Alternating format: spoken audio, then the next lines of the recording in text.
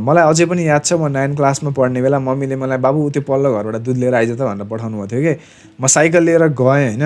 अनि त्यो घरमा त्यो हुन्छ नि दिदी हुनुहुन्थ्यो कि एउटा। अनि मम्मीले चाहिँ दिदी दिदी भन्, अनि ती आउँछिन् अनि त्यसपछि दुध आफै बुझ्छिन् अनि दुध दिएर जान्छन् भनेर भन्नुभएको थियो। म गएँ होइन, साइकल त्यहाँ स्ट्यान्ड लगाएर राखेँ अनि गएँ, त्यो गेट अगाडि गएँ होइन, त्यो ढोका अगाडि। त्यसपछि मेरो मुखबाट चाहिँ दिदी नै निस्केन बे, मेरो यहाँ अड्कियो कि मैले दिदी भन्न नि सकेन कि, मैले हुन्छ नि बोलाउनै सकेन कि। त्यो दिदीले कता भान्सामा काम गरेर राख्नु भएको रहेछ होइन, मैले त्यो बोलाउनै सकेन कि यार। यत्तिकै उभिएरै बसेको, मैले बहुत ट्राई गरेँ गरेँ त्यो मैले निक्लिँदै निक्लेन कि मेरो मुखबाट। यति डर लाग्यो, यति त्यो हुन्छ नि ढक ढक ढक ढक ढक ढक ढक भयो, त्यो मैले निकाल्नै सकेन कि मुखबाट। अनि म त्यहाँ लगभग त्यही 10-15 मिनट जति उभिएँ। त्यसपछि त्यो दिदीले आफ्नो भान्साको काम सकेर यस्तै आउनु बेला मलाई देख्नुभयो होइन।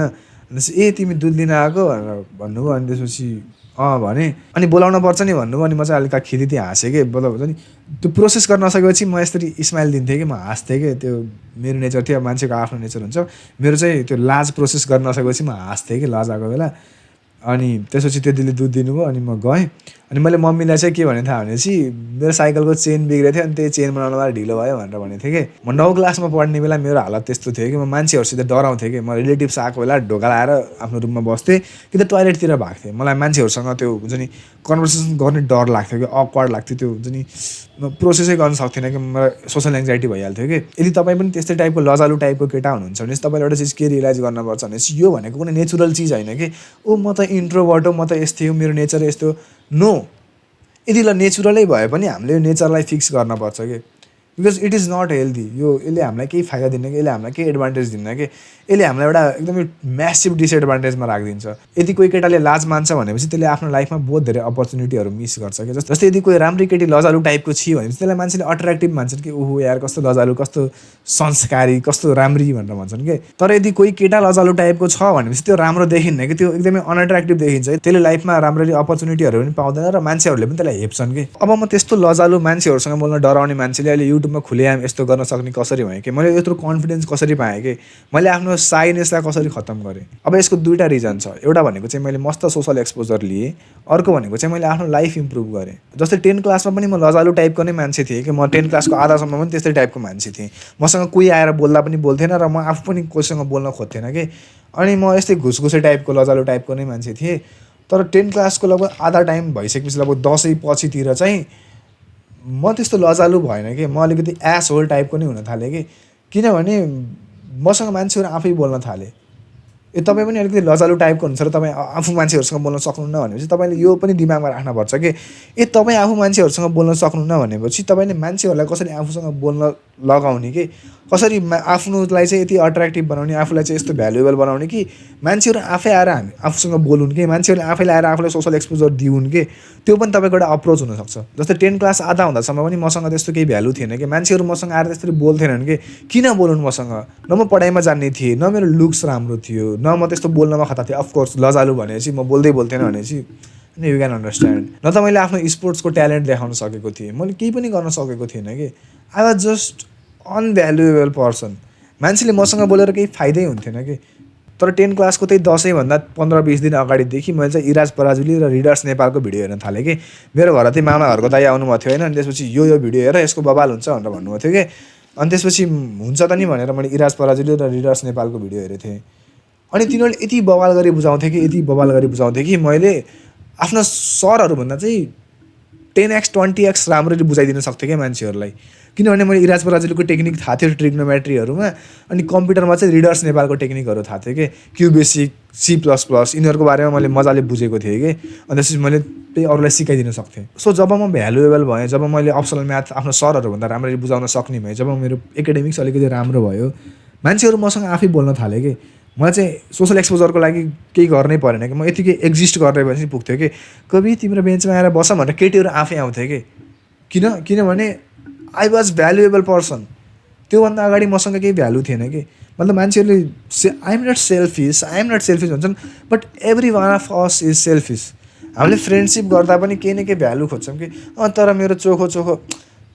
इमोसनल सपोर्ट दिन्छ। मतलब हाम्रो यदि कोही साथीले मेटेरियल फाइदा नदिए पनि इमोसनल फाइदा दिन्छ कि हामीले हर मान्छेबाट केही न केही त्यो ट्रेड गरेर हुन्छौँ कि।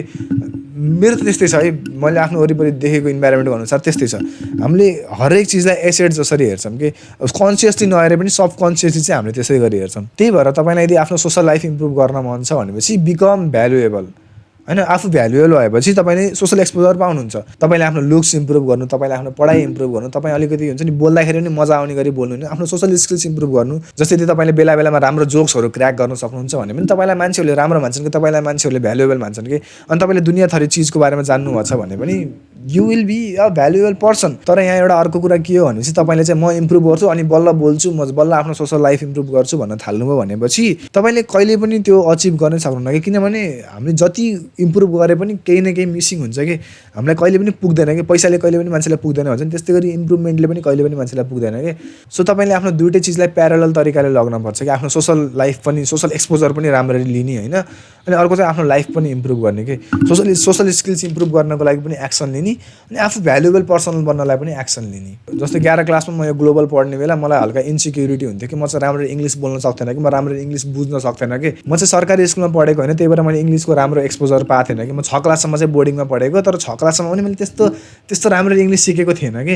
मेरो ग्रामर पनि एकदमै जोतको थियो, मैले कहिले पनि ग्रामर पढेन, कि त साइडको मान्छेको साह्रै कि त गेस हानेर लेखेँ होइन। जस्तै मलाई यदि कसैले अहिले सिम्पल फ्युचर टेन्स यताउता सोध्यो भने मलाई आउन्न कि, मलाई ग्रामरको कुनै पनि रुल आउन्न कि।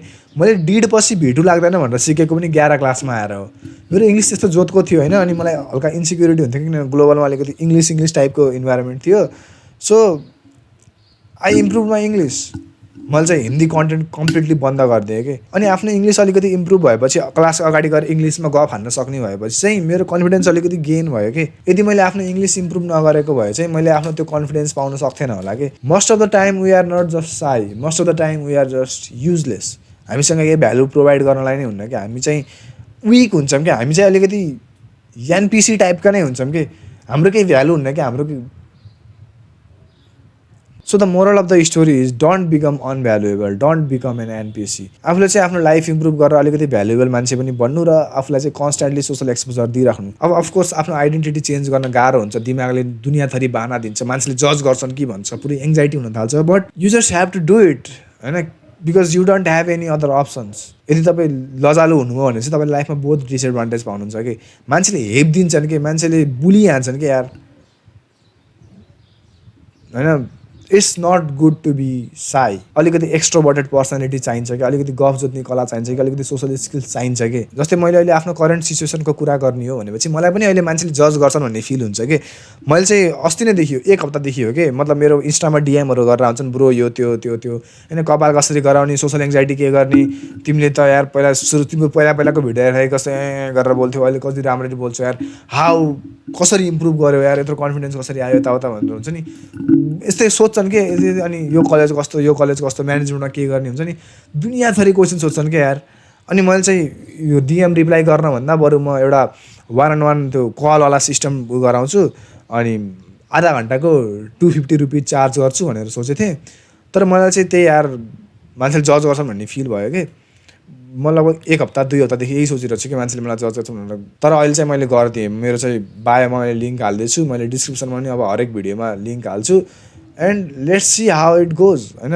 मान्छेले जज गर्छन् भन्ने थट आउँदा पनि यदि त्यो गरियो भनेपछि बल्ल इम्प्रुभ हुने हो नि त, बल्ल केही लाइफमा अलिकति च्यालेन्जिङ गरे जस्तो, केही अचिभ गरे जस्तो फिल हुन्छ नि त। सो तपाईँलाई पनि केही प्रब्लमहरू छ, मसँग केही कुरा बुझ्न मन छ, मलाई त हुन्छ नि यो मान्छेलाई थाहा छ है केही कुरा, मतलब यो मान्छेले मलाई केही सिकाउन सक्छ, आफ्नो एक्सपिरियन्स सेयर गर्न सक्छ टाइपको फिल भएको छ भनेपछि you can just book a call with me. मैले चाहिँ गुगल फर्म्सको लिङ्क आफ्नो बायोमा पनि राख्दैछु, भिडियोको डिस्क्रिप्सनहरूमा पनि राख्छु। ओके, आजको लागि यति नै। अब अर्को भिडियोमा आउँदासम्म don't limit your challenge, challenge your limits.